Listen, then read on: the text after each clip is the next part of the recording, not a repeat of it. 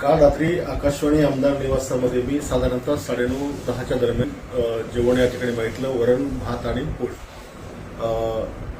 ज्यावेळेला मी जेवायला बसलो आणि मी भातामध्ये वरण टाकलं तर पहिला घास मला खूप आंबट लागला. मग मला वाटलं की मी काही लिंबू टाकलं, पण वरणात भातात लिंबू टाकायचा प्रश्न नव्हता. मग मी दुसरा घेतला तर मला उलटी झाली आणि मग मी त्या वरणाचा वास घेतला तर ते इतकं भयानक वास त्याचा होता. आणि मग मी त्याला जाब विचारला की हे तू मला काय जहर खाऊ घालतो का? आज ही कॅन्टीन महाराष्ट्रातले तमाम ग्रामीण भागातील लोक या ठिकाणी येतात आणि अशा प्रकारचं याचं हे जेवण हे नेहमीचं झालं आहे.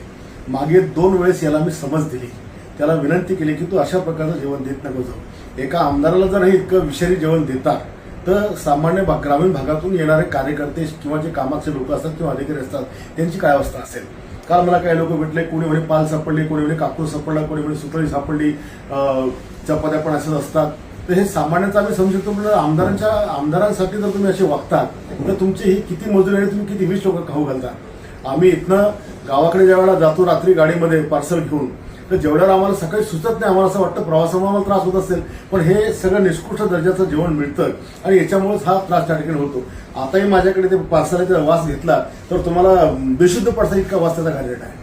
आणि म्हणून